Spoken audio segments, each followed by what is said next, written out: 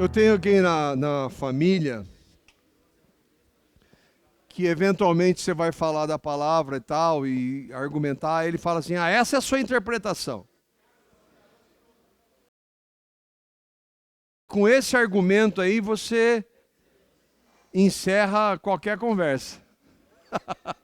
Quando você fala, essa é a sua interpretação, acabou. E qual que é o pressuposto? É porque assim, você tem a sua, o João tem a dele, a Maria tem a dela, e no final está tudo certo. Ou está todo mundo. Que é o quê? Relativizar. Agora, o fato de haver várias interpretações não significa que a Bíblia permita isso.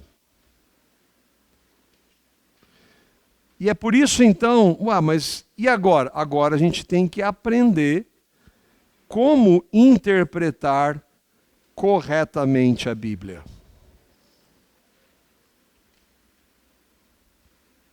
Só entre os evangélicos, dentro do nosso universo, há inúmeras interpretações. A gente não tem como negar isso. Mas, novamente, isso não significa, em hipótese alguma, que a Bíblia permita diversas, variadas e até mesmo antagônicas interpretações. O problema não está na Bíblia. O problema, adivinha onde está? Em nós. E aqui tem um ponto fundamental. Essa frase, essa é a sua interpretação, para encerrar a conversa, não isenta a responsabilidade daquele que a cita para não ter que tratar com a responsabilidade que ele tem. Vocês estão entendendo? Isso é a sua interpretação. Então, eu não quero conversar sobre isso, eu não quero falar sobre isso. Porque se eu for ter que tratar sobre isso, eu vou ter que tratar de coisas na minha vida. E a pessoa que usa esse argumento, ela sabe muito bem. Como? Volta lá atrás, na revelação geral. A revelação especial é a maneira como nós temos para conhecer pessoalmente a Deus. Mas para saber da existência dele e que um dia eu vou prestar contas da vida dele, eu não preciso de nenhuma revelação especial, porque Deus já colocou isso manifesto para todo mundo. Então a ideia é assim, eu não quero ir por esse caminho porque eu vou ter que tratar dos meus pecados, não vou nem chamar de pecado, mas eu vou ter que tratar da minha vida diante de Deus, e isso eu não quero. Então eu uso esse tipo de argumento, essa é a sua interpretação. Mas como nós estamos querendo entender e aprender da palavra, e como eu e você somos responsáveis, como eu e vocês somos responsáveis pela linha teológica que nós escolhemos, a interpretação que nós adotamos, você e eu somos responsáveis, você não vai poder colocar, e os membros da igreja aqui não vão poder colocar a culpa em mim, ou nenhum dos presbíteros. Vocês são responsáveis. Vamos procurar então entender, feitas as considerações e ameaças, né? Vamos procurar entender esse ponto sobre interpretação bíblica. E vamos ouvir um irmão que a gente conhece e que a área dele é interpretação. A área de estudo do reverendo Augustus é a interpretação. Ele diz assim: a Bíblia é a palavra de Deus, mas algumas das interpretações derivadas dela não são. Existem muitas seitas, cultos e grupos cristãos que usam a Bíblia declarando que suas interpretações são corretas. Muito frequentemente, no entanto, as interpretações não apenas diferem dramaticamente uma das outras, como são claramente contraditórias. Isso não significa que a Bíblia seja um documento contraditório. Antes, o problema está naqueles que a interpretam e aqui é o ponto, nos métodos que eles usam para interpretar. Está claro ou não? O reverendo Augustus é uma sumidade, né, em termos de conhecimento, mas o que me alegra e ver é a simplicidade com que ele consegue ensinar verdades que são profundas, né? Ele, pela graça de Deus, tem esse dom de ensino. E é uma raridade alguém que tem o dom de pregação simples e escrever de maneira simples. Ele consegue conciliar os dois. É difícil a gente achar, né? Tem gente que prega muito bem, mas não escreve bem, difícil, e vice-versa. A questão, é possível interpretar as Escrituras corretamente? E a resposta clara é sim. Porque se não fosse, nós hoje só temos a Bíblia. Só, entende? Entre aspas.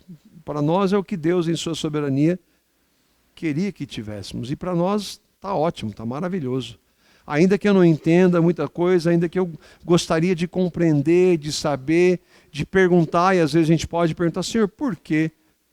Ele vai dizer muitas vezes, não, porque eu quero, assim, agora eu não vou revelar. Não quero que você saiba. A gente vê isso na Bíblia, com homens de Deus, né? Então isso se aplica à nossa realidade também. Ainda que sim, que é possível interpretar, nem sempre é fácil. E aí não adianta a gente também romantizar e achar que é fácil. Nem sempre é.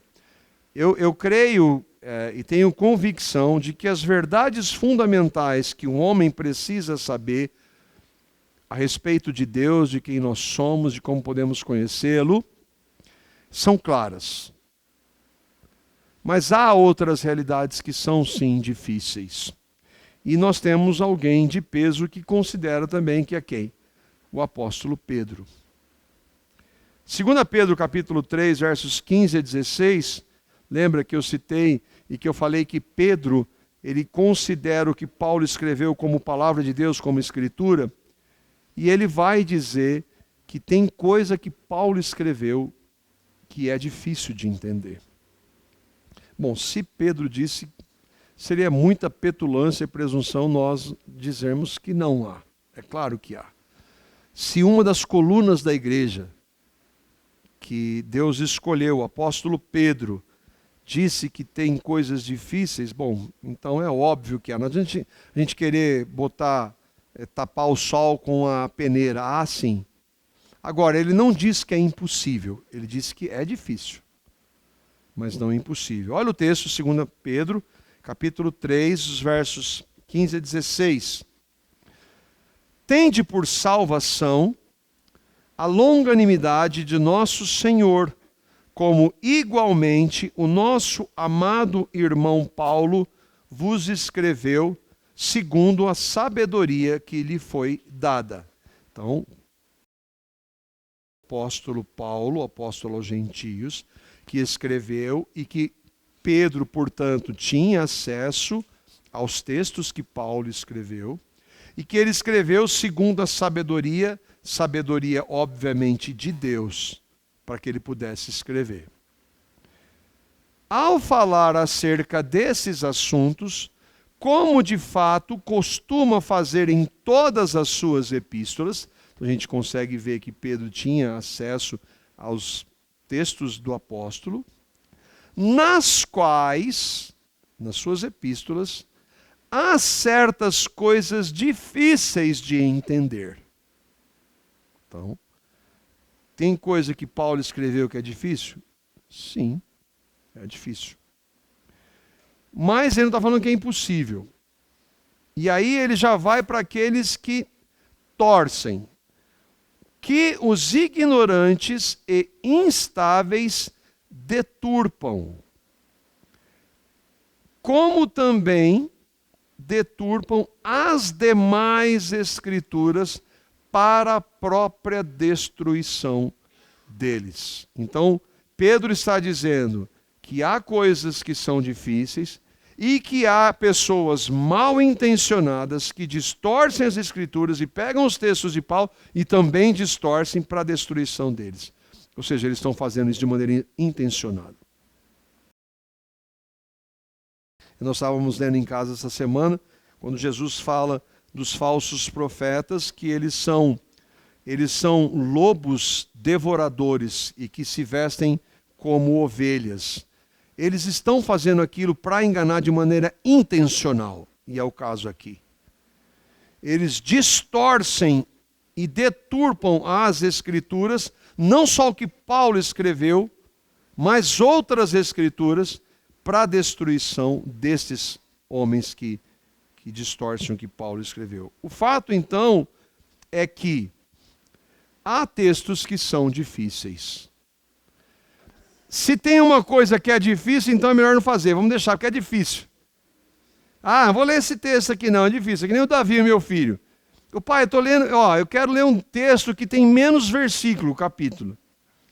Você não quer ler o texto para aprender, ele quer ler o menos. Então é difícil. Bom, se é difícil, se foi difícil para o apóstolo Pedro, para nós não é? O que você faz? Larga? Não. Vamos estudar. Tem que estudar. Porque aí você vai estar na mão de outros se você não examinar e não estudar. Bom, vamos lá. Mas o básico, então. O que é interpretar? Já que a gente está falando de interpretação, o que é interpretar?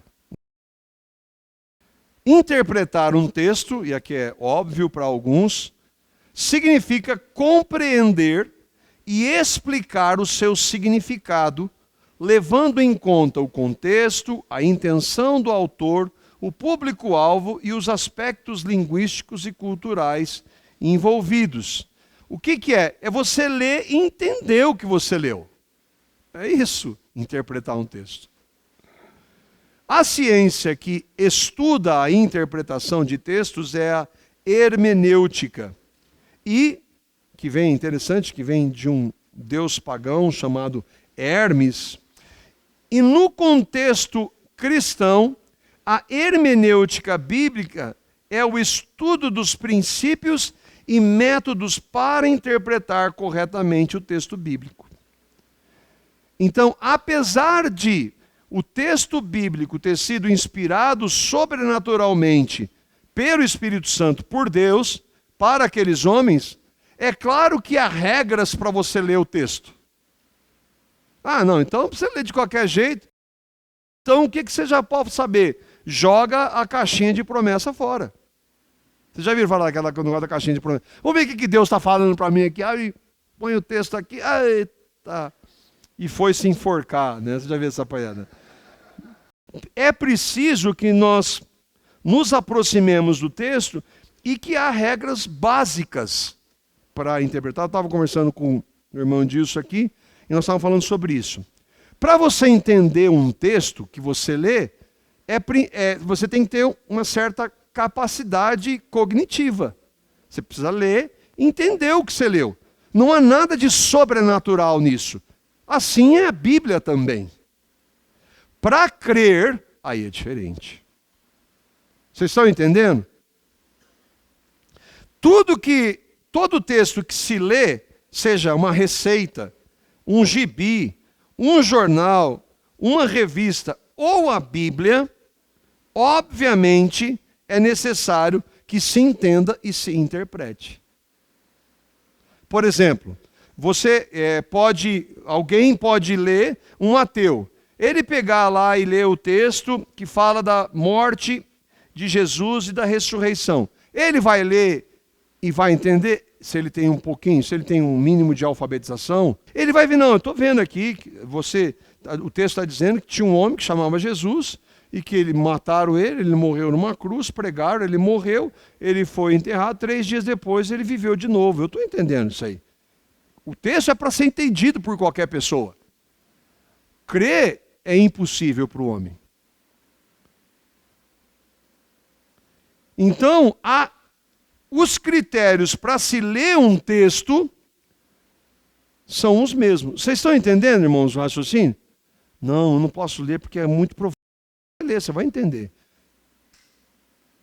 Crer é diferente, mas ler você tem que entender. E aí, é claro, se a gente tem dificuldade de interpretar texto, a gente vai ter dificuldade de interpretar, de ler um texto bíblico também. Interpretar um texto, portanto, é isso. entender o que foi lido. E é claro, há textos que são mais difíceis que outros, mas todo texto deve ser entendido. E para isso, há algumas regras básicas, inclusive para a leitura bíblica. Nós vamos ver algumas dessas. Mas há também as propostas e metodologias de interpretação da Bíblia. Eu tenho que fazer sempre essas ressalvas, mostrar os métodos que são contrários àquilo que nós cremos. Um dos métodos que foi muito comum e que é adotado em alguns segmentos evangélicos e no catolicismo é chamado de método alegórico. O método alegórico, ele vê a Bíblia como um conjunto de símbolos e metáforas, buscando significados ocultos ou espirituais, além do sentido literal. Então é mais ou menos a ideia do rapaz aí. Ele lê um texto, ele vai viajar assim, buscando um significado além do próprio texto.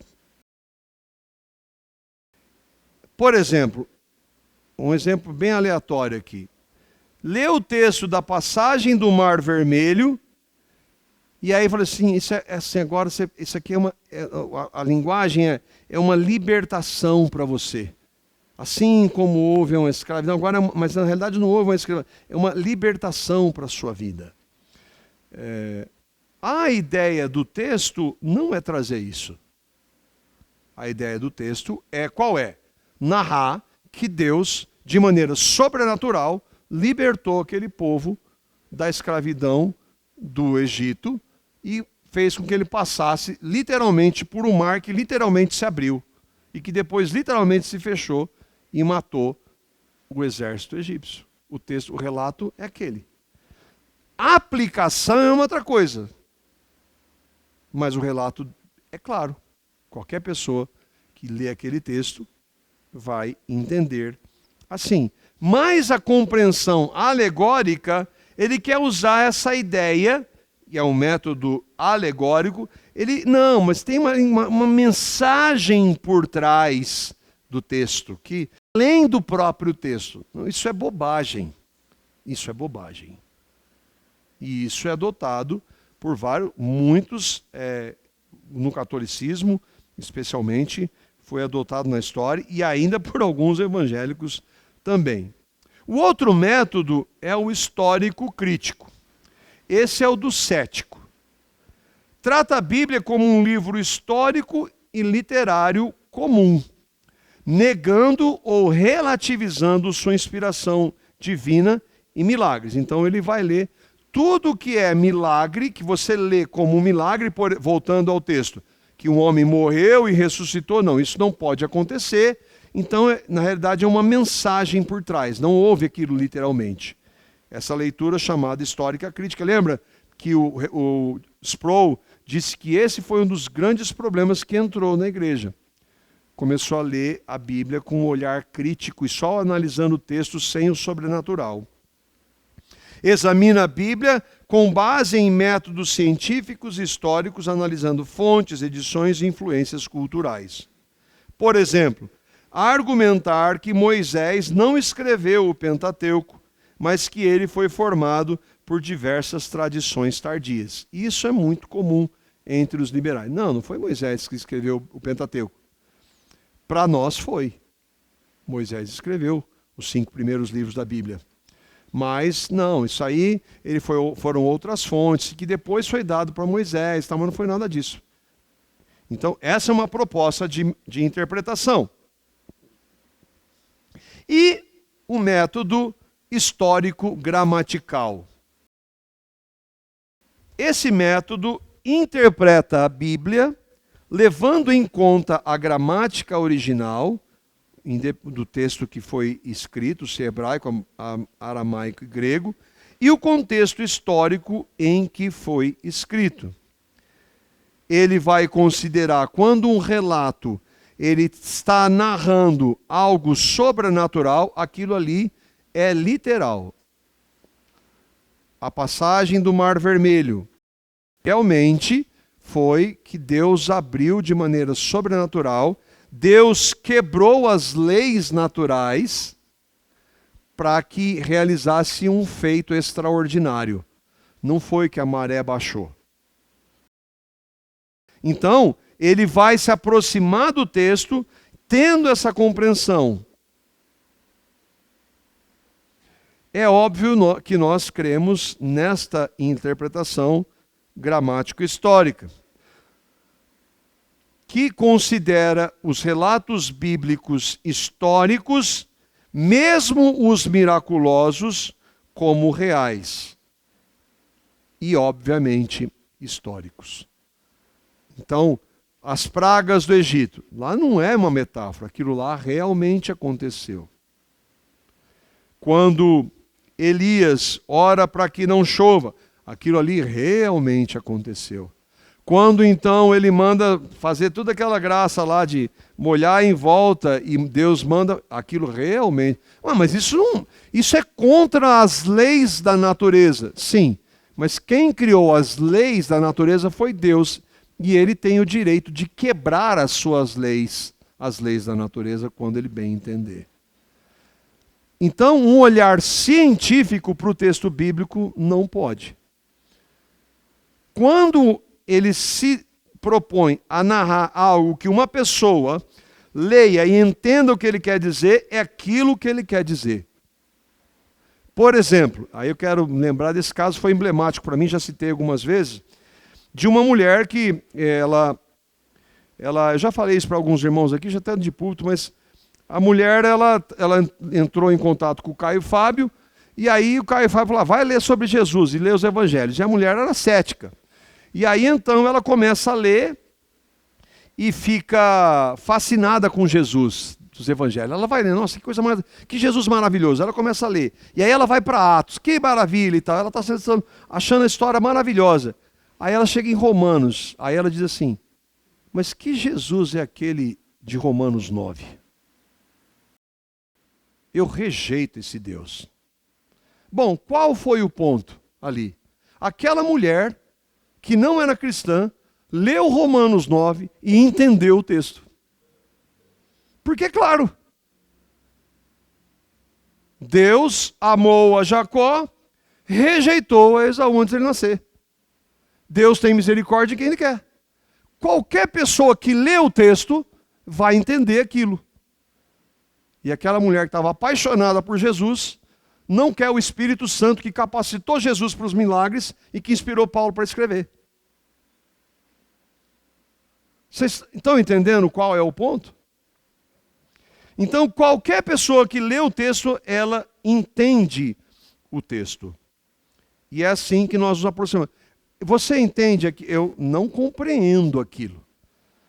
Eu não compreendo algumas verdades bíblicas. Mas eu não posso fazer como aquela mulher dizer, não, isso eu não aceito. Porque um dos pontos de se aproximar da Bíblia é que a Bíblia é a palavra de Deus. E aqui então nós vamos entrar em 8 pontos para que nós possamos ler a Bíblia de maneira correta. Primeiro, a Bíblia é a palavra de Deus. Bom, acho que está mais do que claro tudo que a gente está falando até hoje aqui, né? Desde o começo. Se a Bíblia é a palavra de Deus, e Deus é todo poderoso e transcendente, Ele está fora da nossa realidade, Ele pode, como eu disse, quebrar leis naturais que Ele mesmo escreveu ou criou.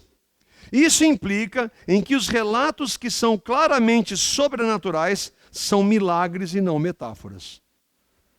Porque a Bíblia é a palavra de Deus, e Deus estabeleceu que ela fosse escrita, e nesse texto é um texto claro para que nós possamos entender. E esse texto tem narrativas que mostram coisas sobrenaturais, extraordinárias, inexplicáveis.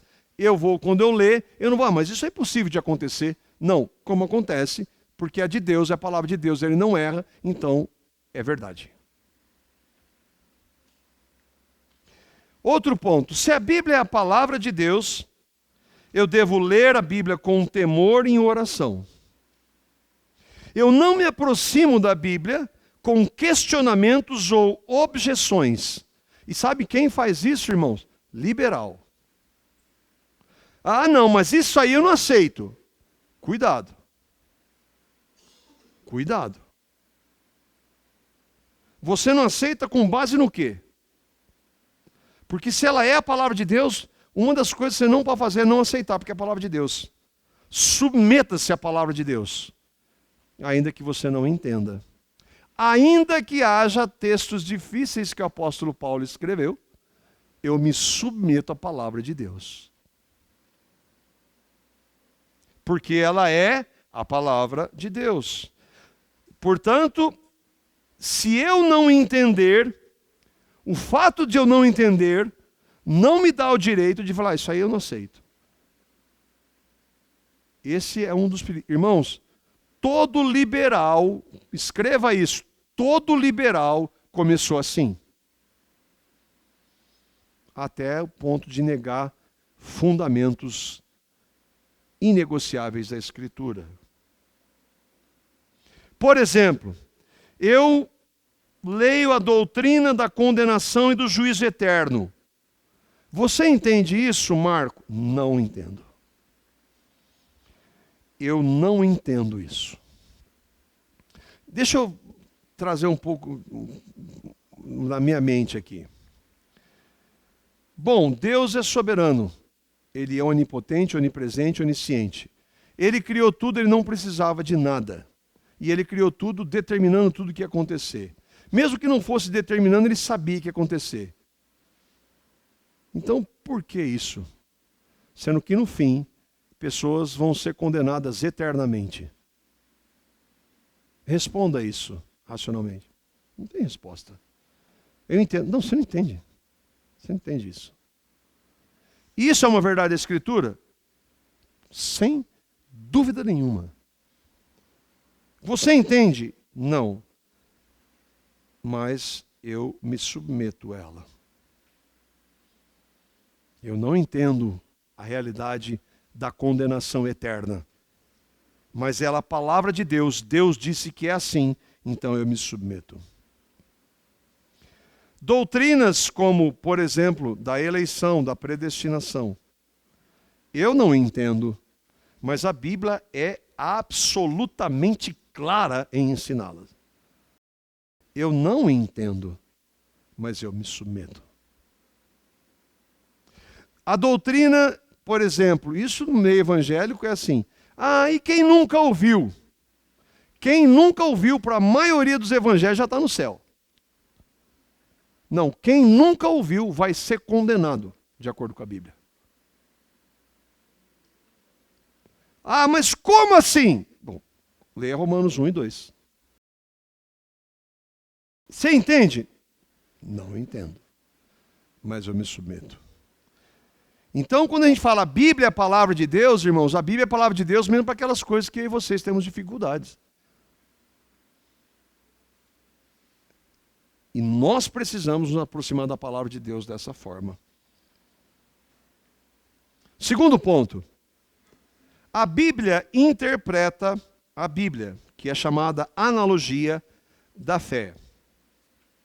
A Bíblia é um todo coerente e sem contradições. E há aparentes contradições, mas contradições não há, porque se fosse não era a palavra de Deus. Então, textos mais claros devem iluminar textos mais difíceis.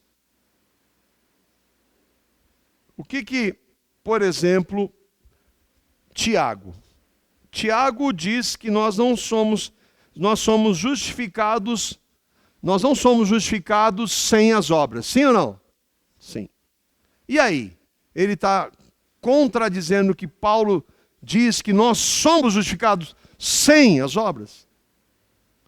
E aí? Nós vamos entender, então, que primeiro, não é contradição porque é a palavra de Deus. E segundo, que toda a Escritura mostra de maneira absolutamente clara que qualquer pessoa que foi salva só pela graça de Deus. Então, Tiago está falando que as obras são consequência dos que são salvos pela graça. e não que são parte. O que eu peguei, um texto bíblico que parece ser contraditório, e eu analisei aquele texto à luz do conjunto da obra. Há textos difíceis? Há. Então nós devemos pegar esses textos difíceis e procurar entendê-los pela obra como um todo. E um dos pontos que nós vamos ver, pela história da redenção. Terceiro, o contexto para ler um texto é essencial. Ao ler qualquer passagem bíblica, deve-se considerar o contexto imediato. O significado de um versículo deve ser compreendido dentro do seu capítulo e livro. Então, para que você possa entender, você lê aquele verso. Muitas das teologias erradas que acontecem são: você tira aquele versículo e ali então você usa um versículo para defender uma doutrina, mas que no conjunto da obra não permite que você faça assim, aquilo. Mas se você pegar o versículo isolado, dá a ideia disso. Por isso que nós devemos interpretar bom, o que o texto diz naquele contexto, o contexto maior em torno dele, o capítulo e o livro, e aí então toda a história da redenção. Esses são princípios para nós lermos a Bíblia, para que nós erramos, infelizmente, mas que nós não incorramos em tantos erros. Nós precisamos dessas ferramentas para nos aproximar do texto bíblico. Quarto, o texto só tem um sentido, o do autor. Não tem mais que um sentido o texto, porque senão nós estaríamos relativizando o texto, ou então dizendo: não, Deus não está sendo claro aqui. Deus não queria ser claro. Deus não nos deu sua palavra para que não entendêssemos. E, pelo contrário, ela não é vaga, ela não é relativa, ela não é contraditória, ela é clara. O problema está nas nossas limitações. Então, o que eu devo fazer? E por isso, irmãos, demanda estudo.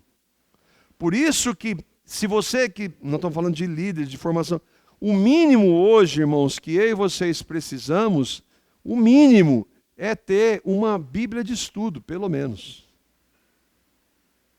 Mas só a Bíblia não... Não é só a Bíblia. Mas a Bíblia foi escrita dentro de um contexto histórico, com expressões que não fazem mais parte da nossa realidade. E ela não se detém a explicar aquele exemplo histórico, porque quando ela foi escrita, naquela hora não era necessário. Mas agora é necessário. E onde acontece isso? Em toda ela. Por isso que a gente precisa de irmãos que estudaram a história para explicar alguns termos que acontecem, históricos, culturais, e que vai nos ajudar a entender. A Bíblia, uma Bíblia de comentário, e as boas Bíblias de comentários, ajudam nesse aspecto. Então, esse é um básico aí para que a gente possa conseguir e compreender melhor. Tudo isso para que nós tenhamos um alvo, entender o que o autor ou o escritor quis dizer. Qual era o alvo? Esse é o nosso alvo, é de entender o que ele quis dizer, para quem ele quis dizer. Mas a Bíblia é para mim. Claro que ela é. Não estamos negando isso. Mas nós precisamos compreender o texto e interpretá-lo de maneira correta. 5. O sentido literal é a base. Deve ser priorizado. A Bíblia deve ser interpretada conforme a intenção original do autor. Metáforas só devem ser aplicadas quando o próprio texto indicar essa abordagem. Citei, por exemplo, da questão da passagem. Ali não há uma linguagem figurada da passagem do mar, ali é um relato histórico, literal, sobrenatural. Agora, quando, por exemplo, Jesus diz que ele é a porta, que ele é o caminho, ele não está falando em termos literais, aí sim são metáforas. Mas você não precisa ser um profundo conhecedor de teologia para entender isso. O próprio texto mostra claramente isso. O problema é que alguns querem pegar relatos literais e alegorizá-los. Aí é um problema. Mas o sentido literal deve ser priorizado. Um exemplo literal, Moisés, em Gênesis capítulo 1. O relato ali é o quê? É um relato histórico e literal, ou ele é um relato metafórico, é uma figura de linguagem? Os dias ali na realidade não são dias. Aí é o problema. São o quê? Porque se não são dias, qualquer um pode dizer qualquer coisa, e é o que acontece, inclusive entre evangélicos. Se os dias de Gênesis 1 não são dias literais de 24 horas, então ninguém pode dizer o que eles são de verdade. E aqui o tio Nico, né? Bem simples, ele fala, o problema é o seguinte, se o relato dos 6 dias não quer dizer o que parece dizer, então quer dizer o quê? Quais as alternativas à leitura natural da narrativa de Gênesis 1 e 2? E vamos estender isso até o capítulo 12 de Gênesis. Pode ser qualquer coisa. Podem ser eras, podem ser... Não, um dia eram 24, o outro não era. E aí, não. O relato de Gênesis 1 é um relato histórico e literal. Mas como Deus criou tudo em 6 dias, Deus podia criar em 1 segundo.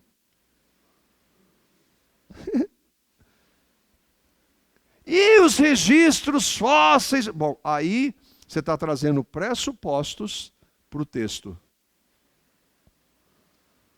Pressupostos de uma teoria que está cheia de falhas e cheia de pressupostos anticristãos.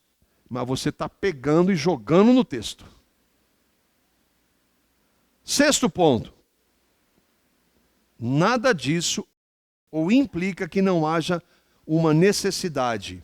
O Espírito Santo, é claro, é necessário.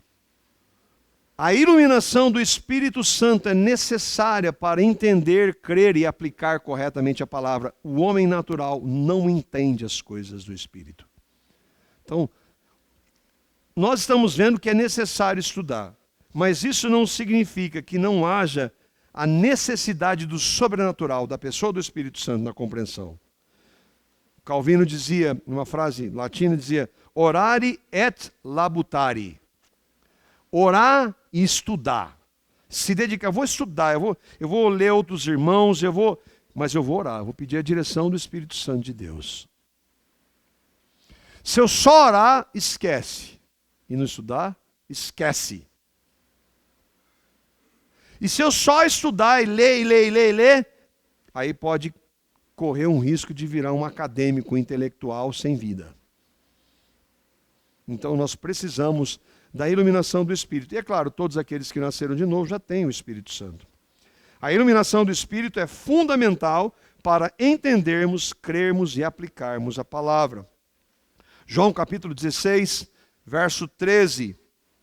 Quando vier o Espírito da verdade, ele vos guiará a toda a verdade. Porque não falará por si mesmo, mas dirá tudo o que tiver ouvido e vos anunciará as coisas que hão de vir. Todos aqueles que creram no Evangelho têm o Espírito da verdade para poder entender a palavra que é a verdade. 7º, a Escritura é suficiente. Ué, mas você não acabou de falar que é bom a gente ter uma Bíblia de comentário? Sim. A Bíblia de comentário é para entender o que a Bíblia não se aplica ou não se propõe a explicar. História, elementos históricos, culturais. Ela vai te ajudar para isso. Mas, para entender a Escritura, ela é suficiente porque ela foi inspirada pelo Espírito. E o Espírito Santo que habita em nós nos capacita a entendê-la. Nenhuma tradição ou experiência, entre aspas, pode substituir a da Bíblia. A revelação especial está completa e fechada. É a ideia do cânon. Qualquer suposto, Deus me disse, Deus está me mandando falar, tem que passar pelo crivo da Bíblia. E se tiver com base na Bíblia, eu não preciso que alguém me diga que Deus me disse algo. Mesmo que seja, aqui é o grande ponto, né?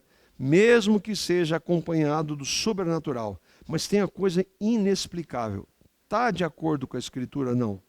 Não aceite. Mesmo que você não tenha explicação, humanamente falando, para aquilo.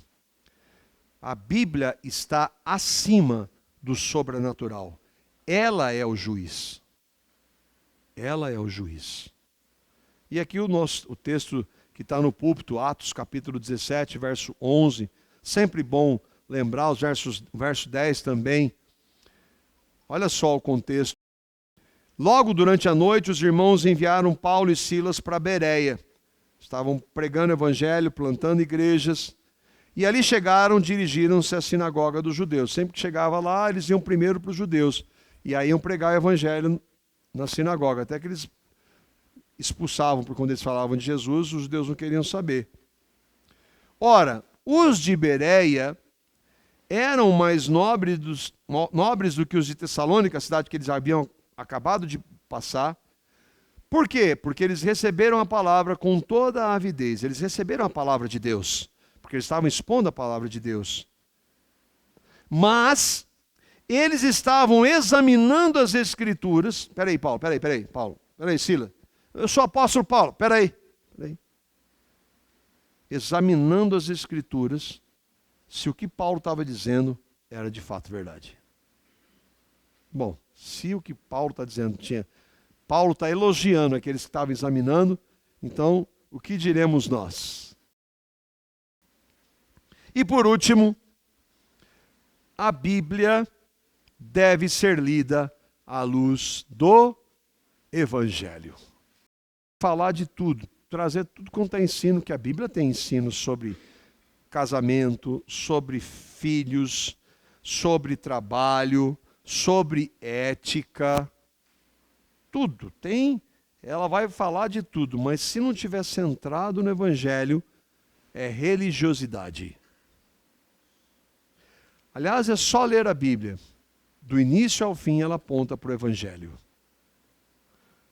Toda ela tem a história da redenção como base. A queda, os milagres, o Antigo Testamento, as figuras do Antigo Testamento, a lei, tudo aponta para o Evangelho. E é por isso que nós vamos, quando ler a palavra, toda a aplicação e compreensão nós temos que estar com a nossa mente voltada para o Evangelho, para Cristo, para a graça, para a misericórdia manifesta em Cristo. Falemos de casamento, de educação de filhos, de igreja, boas obras, santificação, tudo deve ter como base o Evangelho, que é o que Cristo fez para salvar pecadores como eu e você. Nós que nascemos em pecado, estávamos separados de Deus, mas Ele amou pecadores e amou de tal maneira que deu o seu Filho, para que todo aquele que nele crê não pereça, mas tenha vida eterna.